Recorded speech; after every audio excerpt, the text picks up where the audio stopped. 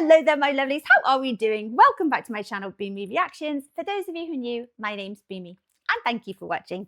Now today, guys, we're going to be looking or diving into another anime. Again, this is an anime I've never even heard of before, but that's not too surprising considering I'm an absolute newbie. So the few animes I actually have watched, there's not very many of them. Like a handful, but I'm trying to delve more into the world of anime because I'm absolutely fascinated by it. Obviously, the animation, the art style, I've got a thing with voiceovers. Like in another life, I would have been a voice actor if I could act. I can't act, but it's very, very interesting. So everything about it, I don't know. I feel like the storylines are more kind of gripping. They're more westernized kind of animations. It's different. I don't know how else to explain it. There's like the storylines, they're just different. They're gripping. The character development, there seems to be like a huge focus. Again, I'm only using the small handful of animes that I have seen. But today's video, we're going to be looking at the show that changed anime. So this is The Beauty of Space Dandy. Now, again, I've never heard of this anime before, so this video has been requested by one of my lovely patrons. This is from Adam. Thank you for your support, my lovely. Now, Adam says, I've loved your recent dip into the anime fandoms. Thank you. I'm having an excellent time as well. Thank you. So it feels fitting to introduce you to one of the best hidden gems of the genre. The episodic series Space Dandy perfectly blends the humour and satire of shows like South Park and other adult comedies with the freedom of anime. Ooh, that sounds very interesting, Adam. Unsurprisingly, this is an anime I've not heard of before. So is this a classic? Is it like an older anime? Is it from the golden age of anime that I have missed and I'm late to the party of, sadly? But, you know, we can rewatch them, can't we, guys? Yeah, I like the guy's kind of pompadour. Would you call that hairstyle that we've got going on the thumbnail here? Let's see if we can get the video up.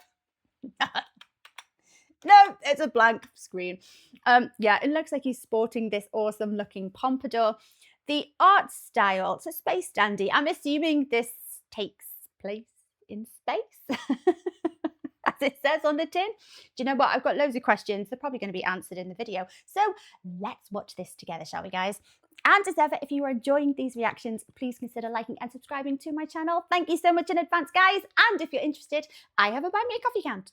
And that link is over here. Right, come on then, Space Dandy. What is this all about? Yo, you ever thought about Adult parallel comedy? dimensions? You know, Always. worlds that mirror our own and exist in a subspace between reality itself? Whole other Constantly universes, think about potentially the same as the one we live in. The only difference maybe being the ocean is red there, or the Titanic had a mummy on it that was never recovered when it crashed, therefore cursing it forever.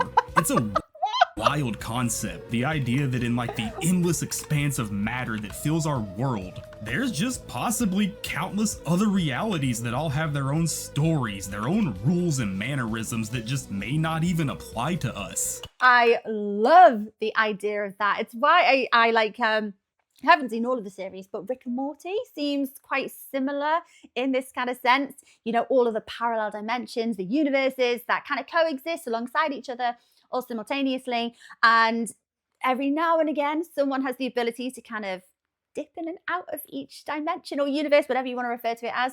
It's kind of a wild idea, but it's like it just provides you with this endless vast amount of storylines, opportunities. You can change, you can get as silly with it as you like, can't you? You can get as funny, crazy, wild, because the options are endless. Each one of those different realities, each one of those potentially wild worlds on the other side, what if we kinda got to peek into them? Not really interact and change fate itself now, but just know what would happen if, hey, over here, Jared Fogle somehow transcended his human flesh and is a ghost in the machine haunting subways and children forever. Like, anything is really possible in the multiverse. Why? Why so brave? That is so weirdly specific. So, all that being said, Space Dandy kicks ass, Woo! dude. Oh! Space Dandy is the 2014 anime produced by Studio Bones, with general director Shinichiro Watanabe at the head of production. So 2014. Okay, that's not too long ago. I'm getting, and bearing in mind I have not seen an awful lot of this anime, I'm getting Cowboy Bebop vibes. Is that wrong? I don't know what it is, like the art style as well. I don't know, it kind of looks a little bit similar, but that kind of craziness, and obviously with the theme of space travel and such. Are they in any way related, or is that just a long shot? I'm getting Rick and Morty vibes as well. Are any of them connected? Do they inspire each other at all? Its story being about a guy named Space Dandy who, as you may be able to guess, is a dandy guy in space. For 2 seasons spanning 26 total episodes, Dandy cruises the stars hunting rare aliens for profit with his crew, one being a sentient robot vacuum cleaner named QT, and the other a freeloading Beetlejuician who are just cats despite what he says, I don't care, named Meow. Now, oh, that's original. They call him Meow. Meowth. It does. So the kind of like space bounty hunters, did he say? Like kind of almost like space pirates type thing. Does sound kind of similar to Cowboy Bebop. they don't like hunt and kill these aliens because they're some kind of threat. Actually, most of them seem to be fairly normal people who live their own lives. They just happen to be a rare species, so for some reason, Dandy and hunters like him get paid to kidnap them, turn them into a space census bureau, and that's it. Don't worry about what happens after that part. Shut up. Together, along with the... So there's no... It's not a noble cause. Morally questionable, that kind of moral grey area here. And of course, it wouldn't be a normal anime without cleavage, boobies, any kind of fan service going on. Ditzy yet smooth-thinking waitress Honey, who works at the universe's equivalent to Hooters named Boobies, the place where Dandy spends almost all of his free time schmoozing on women, and... Oh, is that meant to be like Hooters? We don't have a Hooters in the UK. I don't think so anyway. I don't think we even have an equivalent of it. Scarlet, the red-headed census ice queen who Dandy and crew turn their alien hunts into for a hopeful big money profit, and is also a girl that I love and would do anything for because goddamn Scarlet is the best. And together they make up the general main cast of the series. But, unknown to Dandy himself, he and his crew are in constant pursuit by the warring Gogol Empire, a spacefaring civilization that seeks to control the galaxy and needs Dandy to accomplish their final task. The mad genius monkey man himself, Dr. Gel, and his assistant Bee, always one step behind Dandy in their ship made from the Statue of Liberty's head that has a ball gag in its mouth. Which honestly is probably my second favorite Planet of the Apes reference, following only to Troy McClure's musical. I've mentioned it a few times in Simpsons compilations and reactions. This is hands down the best episode of The Simpsons. The Planet of the Apes musical, Troy McClure. It's the actual songs themselves. Oh, they're amazing. Dr. Sayers, Dr. Sayers. And outside of that basic structure, that's the closest thing to a cohesive plotline Space Dandy has. The show itself choosing to focus its 26-episode run on the adventures of Dandy and crew from place to place, each week unfolding a brand new adventure and challenge for the gang. Honestly, not that outlandish of a plot setup. Fun weekly adventures of a crew with a small evil empire plot in the back. Oh, I like the girl that they work for. They're the one that I thought looks like Jessie from Pokemon. She's got an appetite like me. An appetite for life. And food. But, while Space Dandy does fit into that weekly adventure formula like a lot of other series, where it stood on its own both in 2014 at its release and now in 2023, is just how irreverent and balls to the wall it goes in its weekly adventures. The stories themselves not caring at all to just do whatever and kill the main cast and end the entire universe itself. Next week's episode's picking up with Dandy at Boobies getting his drink on and relaxing before his next big adventure. Last week's problems not mattering at all. Each episode of Space Dandy may as well be its own story, its own world, its own Dandy. Oh, so it follows this kind of like storyline pattern where it's not definite, like everything that happens within one episode, it resets the following episode. So, you know, you can have main characters killed off. You can have the end of the universe, they said here. But then the following episode, everything's back to normal. Is that because that's what's happened in one timeline, in one dimension, or whatever you want to call it? And then we're back in the alpha timeline, whatever you want to call it, the main timeline that we've kind of veered off. Is that how it works? So Rick and Morty is kind of like that. I'm only using Rick and Morty as a comparison because it's space. But yeah, it kind of follows that kind of premise, although sometimes they do have a continuation of certain things that happen. But when it's all timeline related, they can do that. Am I on the right track here, guys? I like that. Again, it makes the opportunities just endless. It's fun.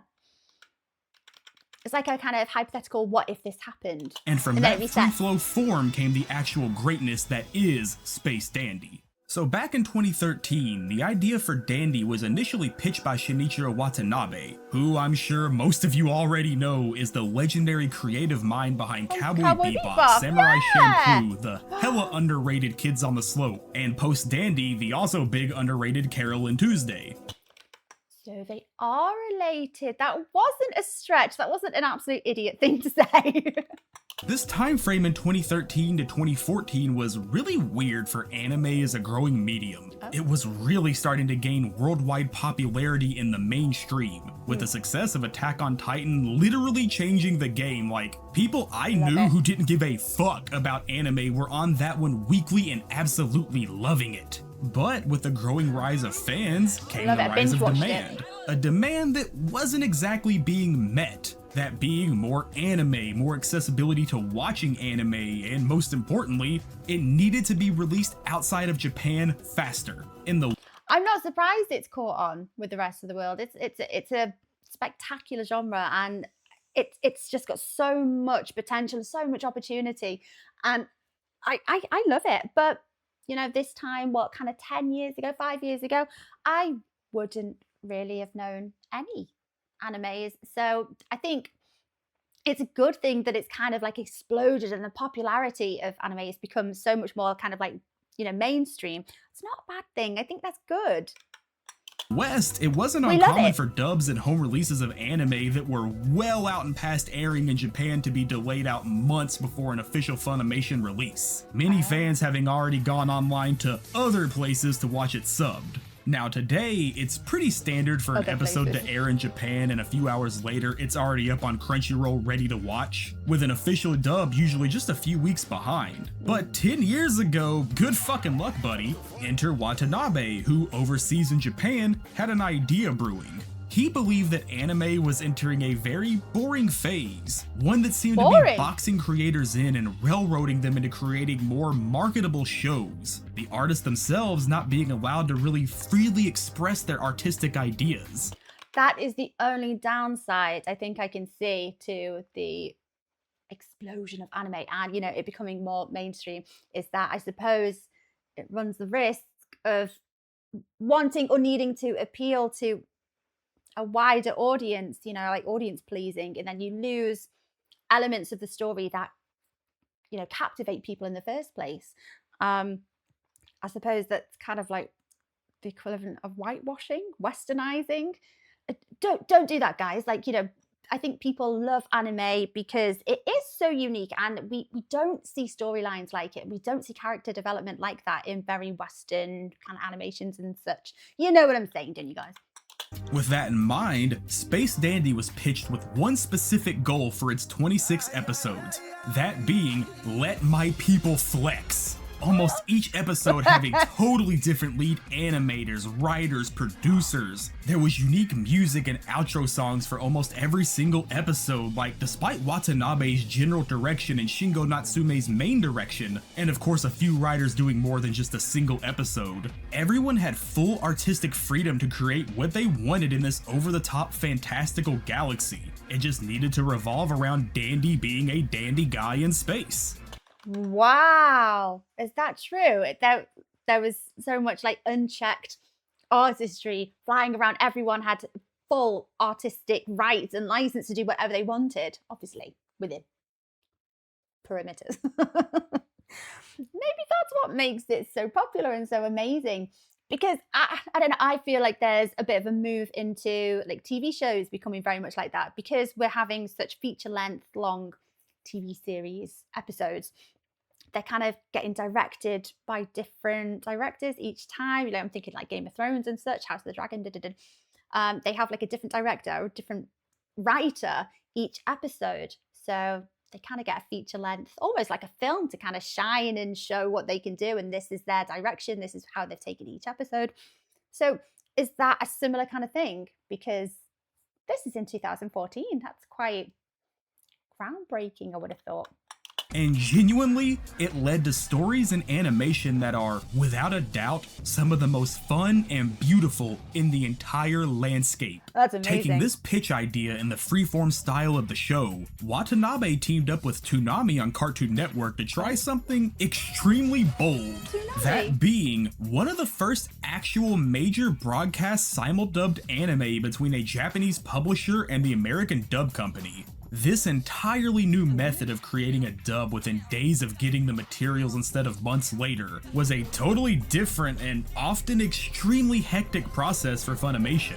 The ADR directors Zach Bolton and Joel McDonald talking in the Blu-ray interviews about how much of a mad dash it was to get everything finished in time. How just a simple delay in Japan getting the materials could potentially mean an episode wasn't dubbed in time for release. The whole crew spending long days and late nights specifically for Space Dandy because there was just no time to waste. In those same interviews, Ian Sinclair, the English voice for Dandy, He's voiced by Ian Sinclair.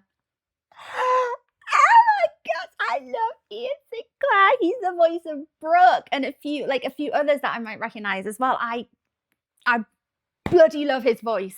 Oh, that's made me want to watch it 10 times more. Gave an example of when he had a massive stomach virus and was in the bed throwing up nonstop and literally couldn't move, but he had to come into the office just to record the next time on in Cardline or else the episode just wouldn't be ready. Dedication. Saving some more in-depth talk on the dub for later, the anime would end up airing at 11:30 on Toonami in America on January 4th, 2014, and in Japan on January 5th at 11, a brand new frontier that would then go on to change the anime world forever. So the credits list on Dandy is a regular who's who of industry hitters that across each episode lay it the fuck down and go so hard that it makes these separate adventures feel like an entirely different show just featuring that main cast. Sayo Yamamoto, Masahiro Mukai, Masaki Yuasa, names that carry an immense amount of weight in the industry.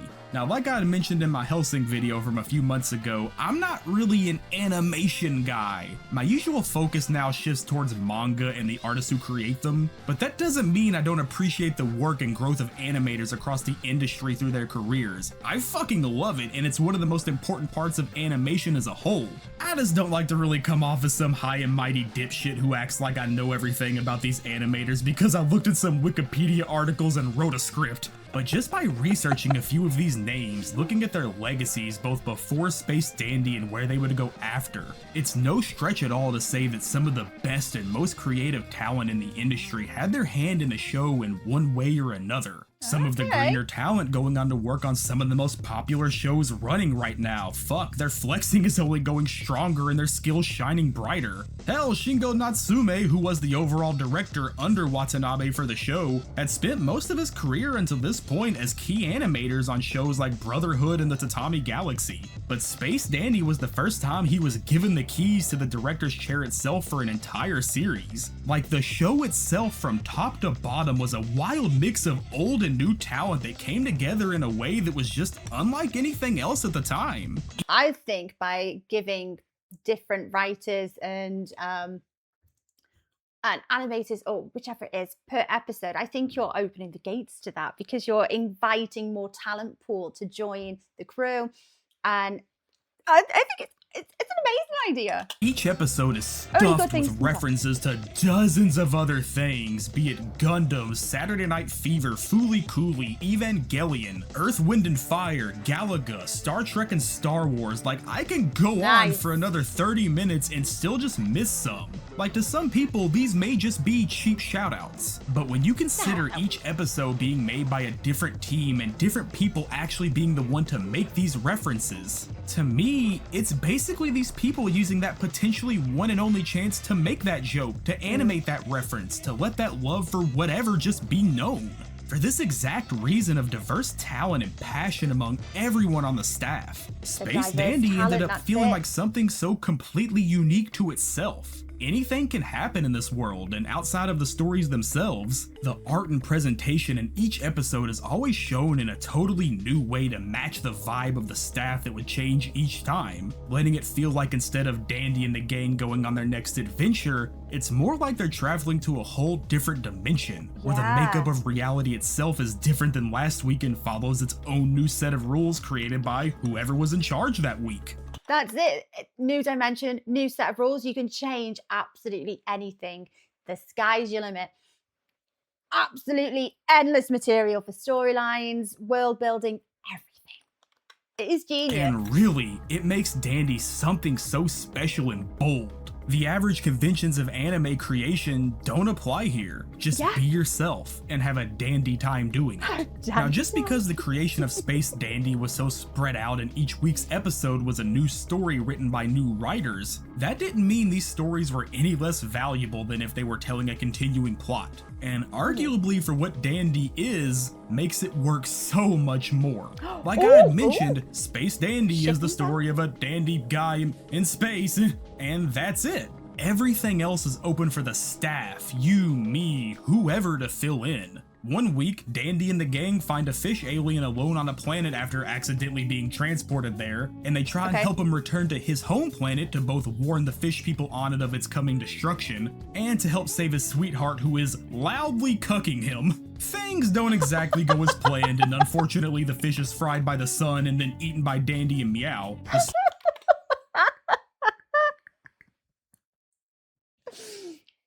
Very blatantly cooking him. story of his life struggle and his planet's death now just ending in the belly of these dipshits. And then next week, Dandy poses as a high school student to find a rare alien at a school where they force you to sing everything or else you get bullied. It Yes, ending with him looks like becoming the E.T.. prom king and the nerdy girl taking off her glasses and letting her hair down to reveal she was secretly hot the whole time? Oh, classic. It's like a film out of the 90s. R.I.P. Fish Bro, but we got bigger booties to shake, baby. Catch us over in Dawson's Creek. But it's that exact emotional depth mixed with the pure irreverence of the universe itself that makes each story resonate in its own way. The animation, the comedy, the emotional core from all these different talents. They all lift each other up and elevate them in each episode to just be such a good-ass time. Dandy himself is legitimately one of my most favorite protagonists ever now. Really? His endless dumbass dipshit nature, barely able to give a single real fuck through half the series regardless of what the people he meets think or how it affects his hunts. All that's on his mind is making sure he's got some food to eat, booty to grab, and a couple of bucks in the wallet, which goddamn if that isn't the most relatable goal in history, that's the code I aspire to live by. I don't know why I'm getting this, and maybe it's obvious to an awful lot of people. I kind of seeing the similarities between this and Archer. I don't know, with the protagonist, you know, the ladies' man. Although Archer's more partial to a drink than worrying about where his next meal's coming from. But yeah, I don't know, similarities there. He truly does have a good heart, espionage, and space. despite how selfish and proud of himself he can be, plenty of episodes show off how he almost always does the right thing, how he will go out of his way to help people and fight for the underdogs, even if he is just basically anime Johnny Bravo. How he can just let the clock of the universe keep spinning and just have a good time each minute of it. How everything he does, in all ways, is about being a dandy guy in space. A Fuck dandy off. guy. All of that being said, the infinite praise I have for Dandy aside, the reality of things in 2014 after its release had finished was kind of rough. I had already mentioned that the production of the anime itself, from the original staff over to Funimation's dubbing, was a hectic slapdash process that, while giving the whole show a specific creative vibe to it, also ended up affecting it in a lot of ways that kind of hurt its overall reception. Now, like I had said, the dubbing process was done last minute for each episode, and because of this go, go, go, hurry, get it the fuck out, now hit the button type mentality, the dub itself ended up being a whole beast of its own. Its comedy and handling of certain situations and characters having similar function to their Japanese counterparts, but with a whole Americanized feeling to it that was for sure intentional, but also absolutely born from the fact that everyone had no time, so who cares about being as accurately professional as possible? Oh, I've always wondered how this affects,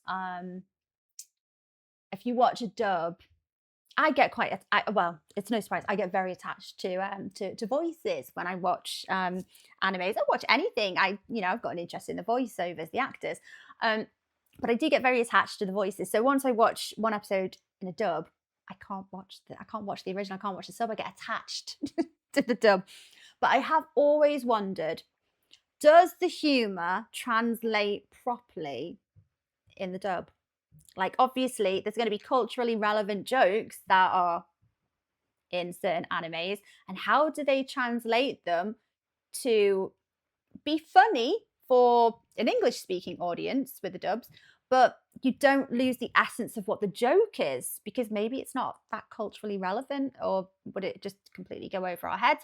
I have always wondered that. And if they do it well, the likes of Funimation, if they manage to do that well, I suppose it's the script writing element of it as well, maybe.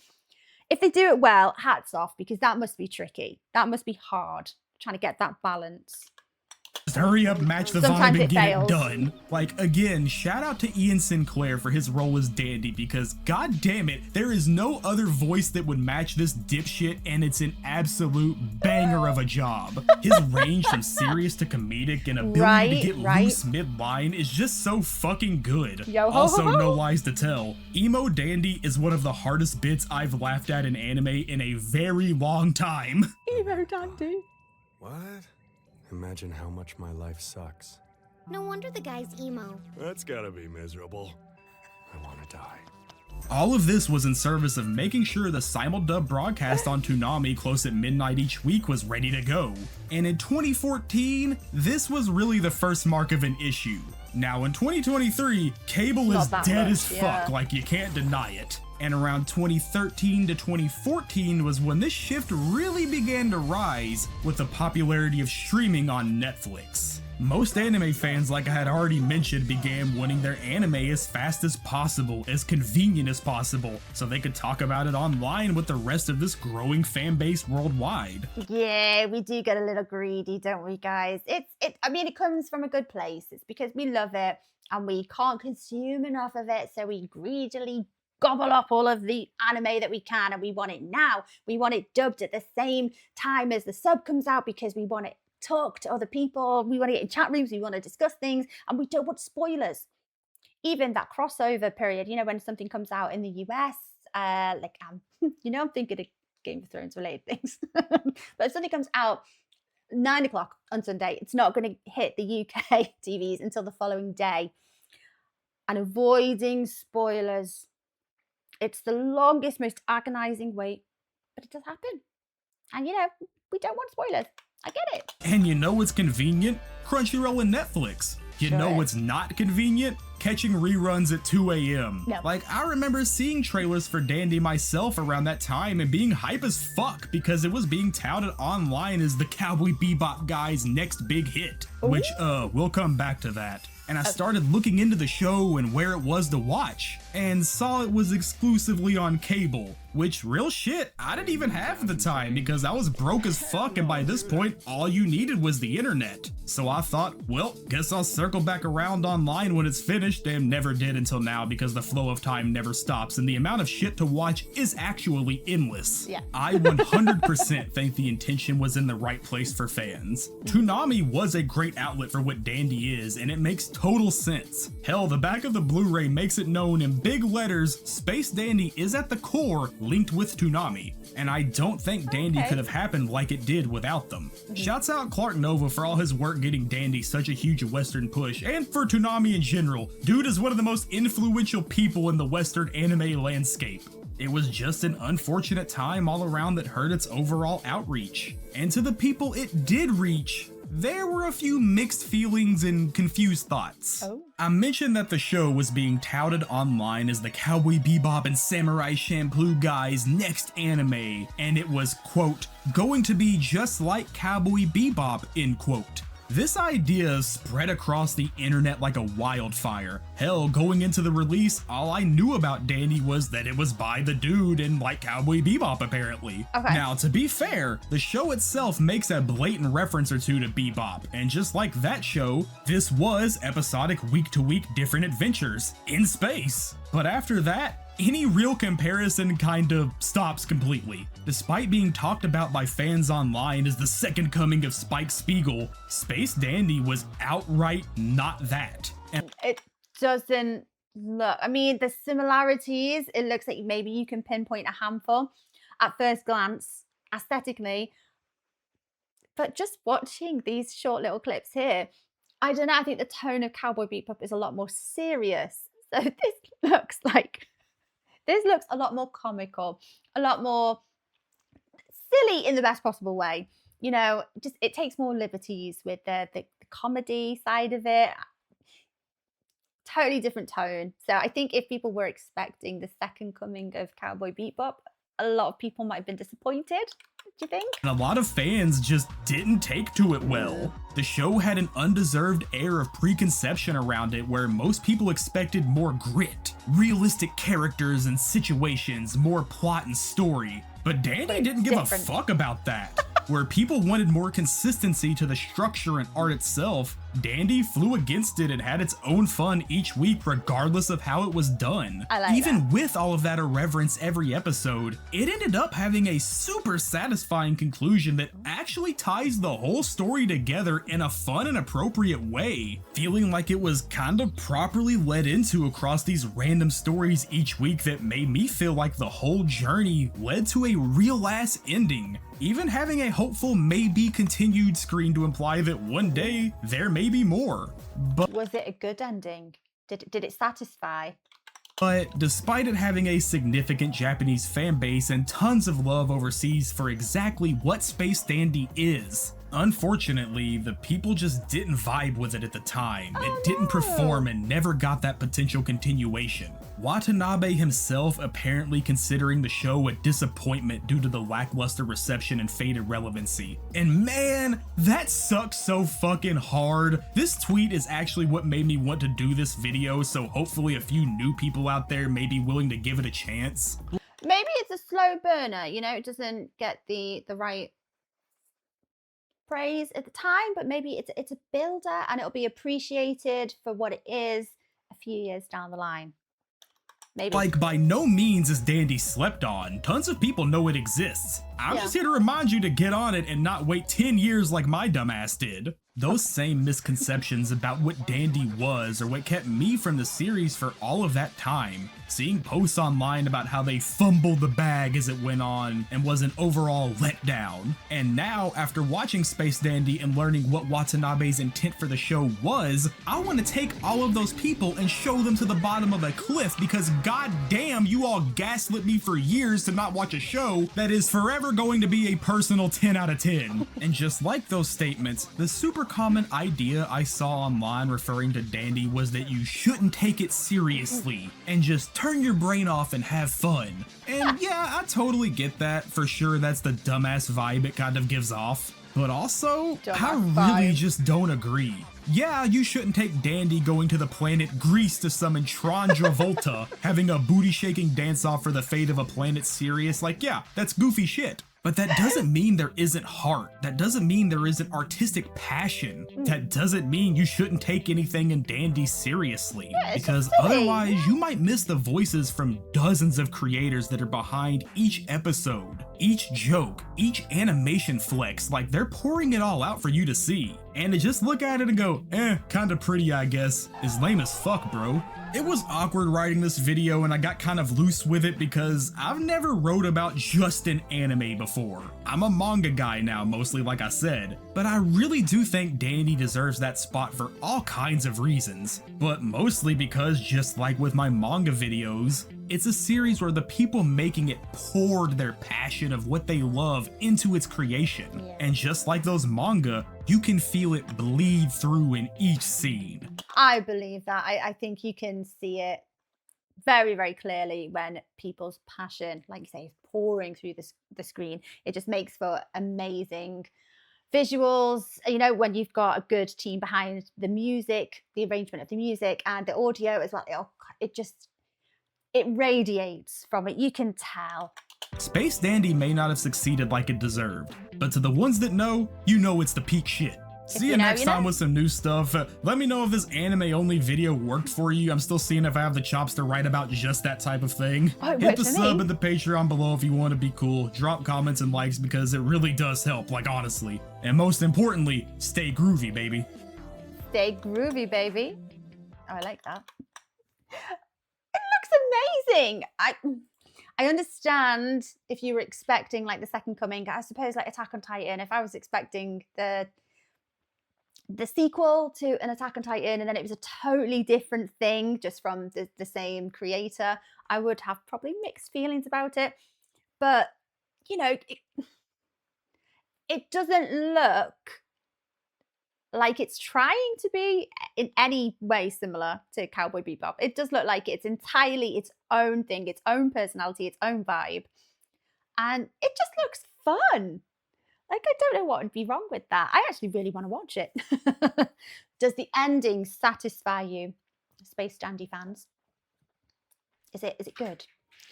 Anyway, guys, thank you for watching along with me. Take care of yourselves. Oh my gosh, and thank you once again to Adam for requesting this video. Thank you, my lovely. I'll see you next time, guys. Bye-bye.